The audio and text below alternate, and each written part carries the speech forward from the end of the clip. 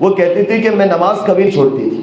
سن 2012 سے میں نے کبھی نماز نہیں چھوڑی، چاہے سیٹ پہ ہوں، چاہے شوٹنگ پہ ہوں، چاہے فلائٹ پہ ہوں، نماز کے وقت پہ میں نماز ضرور ادا کرتی تھی اور قضا نہیں کرتی تھی. ہمارا کیا ہوتا ہے، ہم سفر میں ہوتے نماز قضا کرتے تھے کہ بعد میں پڑھ لیں گے انشاءاللہ، لیکن بولے میں نماز قضا نہیں پڑھتی تھی، بس پڑھ لیتی تھی. تو میں یہ سوچتی تھی جب رات سوتی تھی کہ میرا یہ سب کرنا، میں لوگوں کو دیتی بھی ہوں. عامتاً جو اس دنیا میں ہوتے ہیں نا، خرچ بہت کرتے ہیں، تو کہتے ہیں میں دیتی بھی بہت زیادہ تھی اور رمضان کے روزے بھی رکھتی تھی، نفل روزے بھی رکھتی تھی، نماز کا اہتمام بھی، لیکن یہ سوچتی تھی کہ میرے سے فائدہ کیا. میں یہ سمجھتی ہوں لیکن لوگوں کو، انسانوں کو دنیا میں میرے سے فائدہ کیا؟ کوئی 1 روپے کا فائدہ نہیں ہے، چاہے ہمارا مذہب ہو، چاہے ہمارے برادران وطن، ہمارے بھائی ہو، کسی کو فائدہ نہیں. تو میں نے کہا فائدہ کیسا پہنچانا چاہتی تھی؟ بولے وہ ہماری ایک عیاشی میں تھے، بس ہمیں یہ ہوتا تھا کہ ہمارا مقصد پورا ہو جاوے چاہے کچھ بھی ہو. لیکن اس طرف آنے کے بعد میرا دل نرم ہوا کہ دنیا میں بسنے والا ہر انسان اللہ کا بندہ ہے، اس کو میری ذات سے فائدہ ہو جاوے. میری سوچ یہ ہو گئی کہ میں کسی کو کیسے بھی کام آ جاؤں، کسی بھی طرح سے کام آ جاؤں، کہ کوئی بھائی اور بہن پریشان ہے اس کے میں کام لگ جاؤں. اس وقت پہ آتی تھی یہ سوچ، لیکن کیا کر دیتے تھے. لیکن اس وقت یہ ہے کہ بھائی میں گراؤنڈ پر ہو کے ان کا کام کروں، یہ ایک میری فکر آ گئی. بولے اور میں رات کو سو نہیں پاتی تھی. میں نے کہا کوئی ایسا واقعہ؟ بولے واقعہ یہ ہوا، رمضان تھا 2019 کا، میں سوئی ہوئی تھی. بولے شہر سے پہلے میں نے قبر کو خواب میں دیکھا اور بہت بری حالت میں دیکھا. تو میں ایک دم چونک کر اٹھ گیا، مجھے بہت زیادہ بخار ہو گیا. اس کے دوسری رات میں نے قبر کو دیکھا، بہت اچھے طریقے سے دیکھا. پھر آواز سنی کہ اگر زندگی ایسے گزارو گے تو یہ ملے گی ورنہ وہ ملے گی. اب میں پریشان تھی کہ میں اتنی آگے چلی گئی تھی کہ پیچھے ہٹنا بہت مشکل تھا، کوئی صورتحال نظر نہیں آ رہی تھی. کیونکہ ایک زندگی ایسی ہوتی ہے کہ اس کی چاندنی اور ساری چیزیں تو وہ چھوڑنا جب آدمی سوچتا بھی ہے نا. ہمیں بہت لوگ ملتے بمبئی کے اندر کہ مولانا دل خالی. ایک پچھلے دنوں ایک بہت بڑا سنگر، ہمارے بھائی، ان کے بھائی فوت ہو گئے 1 سال پہلے. وہ مجھے باتوں باتوں میں کہنے لگے مولانا حج کرنا، اور پھر انہوں نے باقاعدہ رو دیا. بولے مولانا بس دعا کرو کہ اللہ اتنی زندگی دے دے اور اللہ کا گھر کھول دے کہ حج ہو جاوے.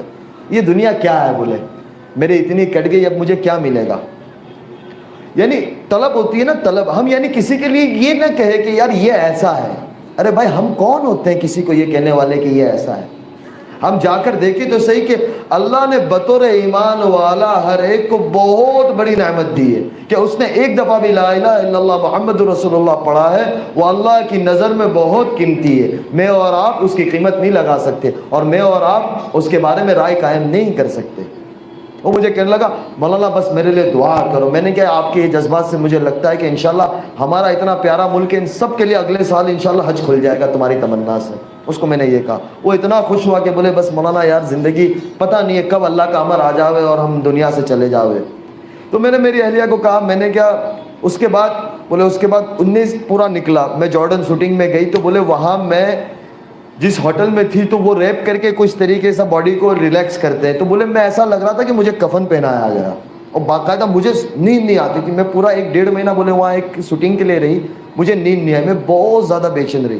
اب اس کے پس منظر میں لے جاؤ، ہمارے جو بڑے ہوتے ہیں نا، کابر امت و اکابر امت ہوتے ہیں. اللہ تعالیٰ ہمیں اپنے بڑوں کی قدردانی کی توفیق دے. سن 2018 کی حج کے اوپر میں نے حضرت مولانا طارق صاحب سے کہا، میں نے کہا مولانا فلاں بہن ہے، پہلے میں بہن کہتا تھا، ایک بات بڑی یہاں ہنسنے والی ہے، میں اس کو بہن کہوں. میں نے کہا مولانا میں ان سے پہلی دفعہ 2017 حج عمرے پہ ملا رمضان میں. ان کی والدہ اور ان کے گھر والوں کو لے کر وہ آئے تھے.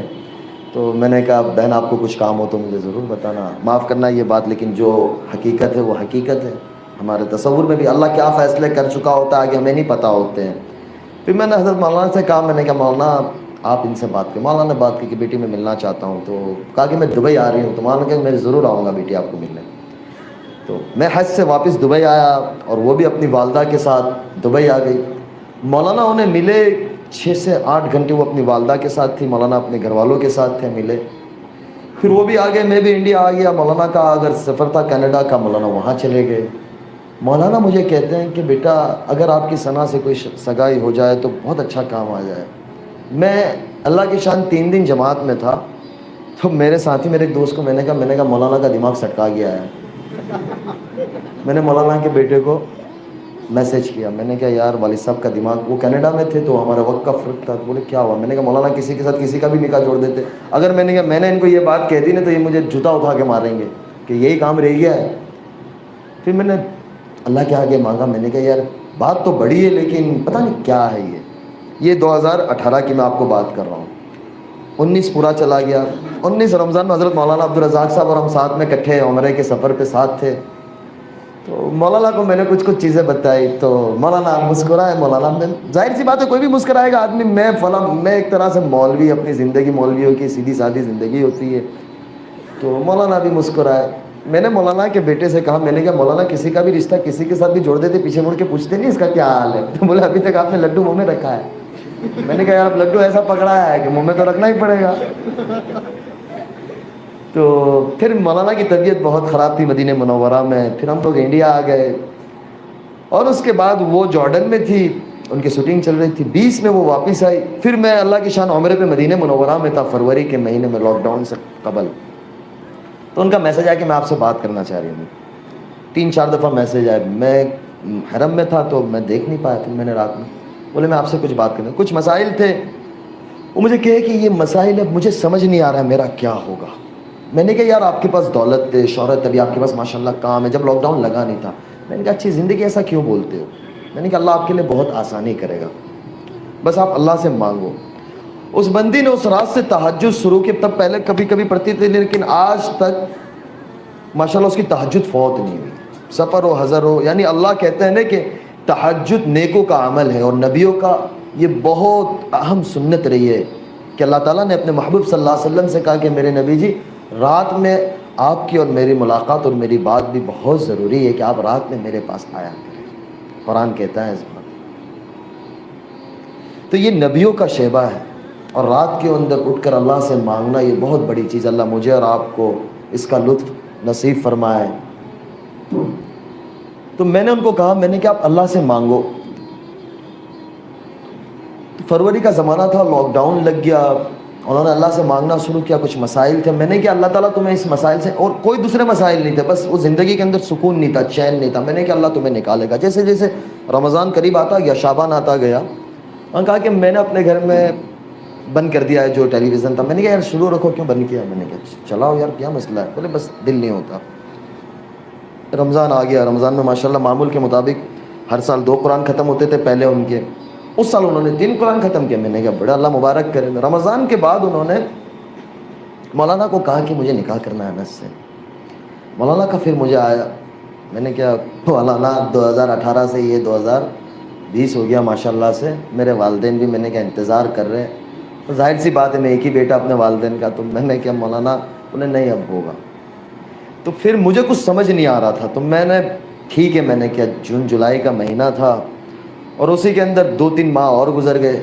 मैंने इनको कहा यार, फिर जैसे अल्लाह की तरफ से इम्तिहान भी आता है, जैसा बंदा होता है ना ऐसा इम्तिहान होता है, लेकिन बंदा जमा रहता है ना तो अल्लाह की मदद आती है।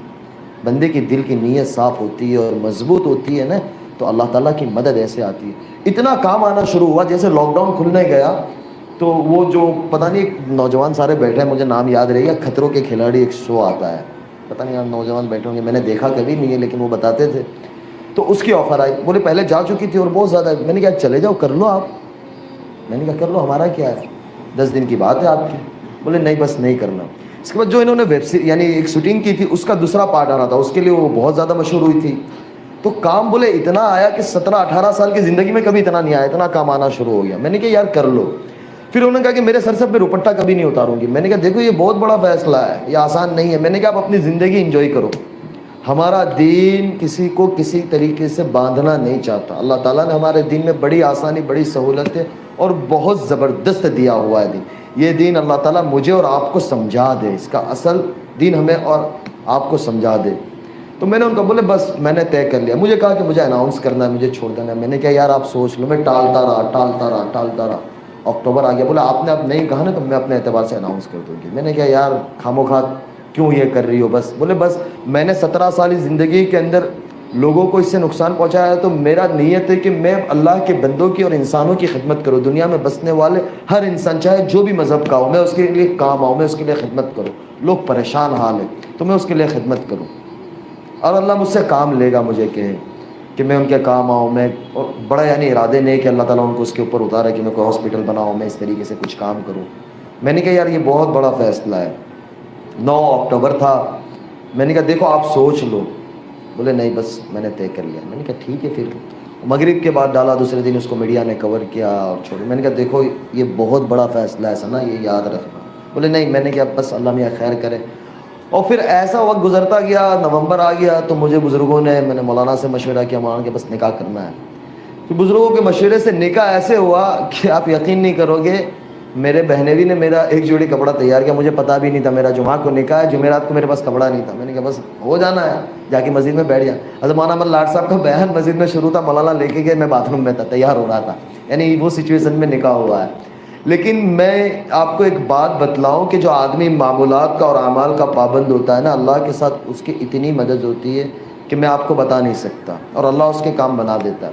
دوسرے دن ہفتے والے دن ہمارا چھوٹا سا ایک ولیمہ تھا, کیونکہ کووڈ کا زمانہ تھا, تو ہم نے 100-150 کے درمیان میں جو گورنمنٹ کی گائیڈ لائنس تھی اس کے اعتبار سے ہم نے گھر والوں کے درمیان میں, دوستوں کے اندر چھوٹا سا ایک ولیمہ کیا. تو شام کے وقت تھا, تو ظاہر سی بات ہے تیاری ہوتی ہے, گھروں کے اندر مہمان ہوتے ہیں, تھوڑے بہت 10 مہمان بھی ہو جاتے, تو مستورات میں یہ ہوتا ہے. اب ظاہر سی بات ہے دلہن وہ خود تھی, اس نے اس کی سورہ واقعہ پڑھی ہے, سورہ رحمان پڑھی ہے, سورہ سجدہ پڑھی ہے. آج جب عشاء کے بعد فارغ ہو تو مجھے کہنے لگی مجھے سورہ رحمان سورہ واقعہ پڑھنے میں. مولوی کھڑا ہو جا تو بھی اب چپ چاپ, اب کوئی رستہ ہی نہیں ہے. میں نے کہا 1:30 بج رہا ہے, کل پڑھ لیں گے, چھوڑو نا. میں نے کہا ابھی سو جاؤ, نماز تو پڑھ لی ہے. بولے نہیں یہ تو پڑھنا ہے. میں نے کہا اللہ میاں خیر کرے. تو خلاصہ یہ نکلا کہ اللہ تعالیٰ جب دل میں ڈال دیتا ہے اور تھام لیتا ہے نا, تو اللہ پھر کام بھی ایسا لے کے آئے, لوگوں کے دلوں میں محبت ڈال دیتا ہے, عزت ڈال دیتا ہے.